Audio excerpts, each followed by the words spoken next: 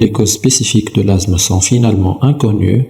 Il est pensé que cela est probablement causé par une combinaison de facteurs génétiques et environnementaux, étant donné que certains gènes identifiés participent à augmenter le risque de développer l'asthme. Avoir des antécédents familiaux d'asthme semble augmenter le risque aussi.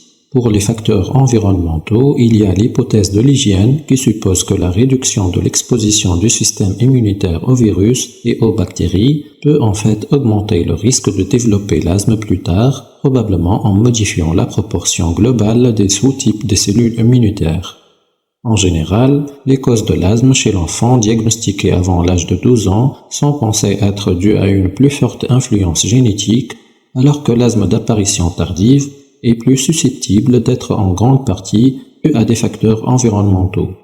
Maintenant, la substance qui déclenche la crise d'asthme peut varier d'une personne à une autre, mais les plus courantes sont la pollution de l'air, comme la fumée de la cigarette et des penchements de la voiture, ainsi que les allergènes comme la poussière, les poids des animaux, les blattes et les moisissures.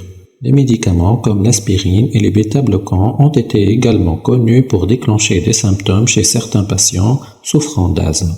Cela dit, les symptômes de l'asthme comprennent la toux, la sensation d'une oppression thoracique, la dyspnée ou la difficulté à respirer, le wheezing qui est la respiration sifflante qui se produit généralement lors de l'expiration.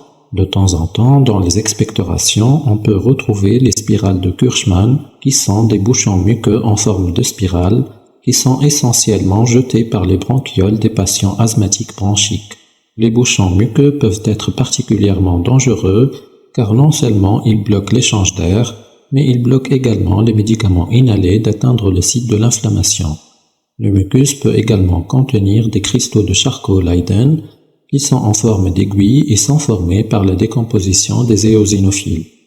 Maintenant, l'asthme peut être classé en fonction de la fréquence des symptômes, en particulier la nuit, les symptômes du matin, le VEMS ou le volume expiratoire maximal en 1 seconde, le DEP ou le débit expiratoire de pointe. Les deux mesurent l'eau d'obstruction dans les voies respiratoires et enfin la fréquence d'usage des médicaments inhalateurs pour aider à lutter contre les signes de l'asthme.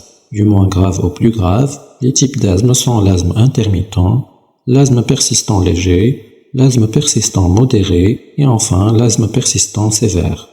Bien qu'il n'y a pas de remède pour l'asthme, il y a des traitements disponibles qui peuvent aider à gérer les symptômes et empêcher l'apparition d'une crise d'asthme. Tout d'abord, les personnes asthmatiques devraient éviter ou minimiser le contact avec les substances de déclenchement en passant par l'aspirateur, enlever les tapis et les moquettes et en changeant les conditions environnementales, comme par exemple sécher une chambre dans le cas de moisissures qui se développent dans les lieux humides. Il existe également un certain nombre de médicaments qui peuvent réduire les symptômes de l'asthme. Les bronchodilatateurs tels que les agonistes bêta-adrénergiques de courte action et les anticholinergiques sont souvent administrés comme inhalateurs en urgence. Ces médicaments à action rapide provoquent les muscles lisses dans les poumons à se détendre et donc dilater les voies aériennes, les ouvrir de façon que le patient peut respirer.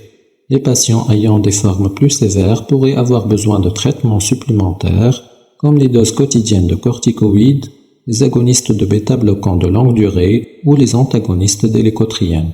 Dans des cas très sévères, les corticoïdes par voie intraveineuse, le sulfate de magnésium et l'oxygénothérapie pourraient être nécessaires. Très bien, comme résumé rapide, l'asthme se caractérise par une inflammation chronique dans les poumons, ainsi que des exacerbations ou des crises d'asthme, où certains déclencheurs démarrent plus l'inflammation, ce qui conduit les muscles lisses à spasmer et produire du mucus, les deux faisant plus difficile de respirer.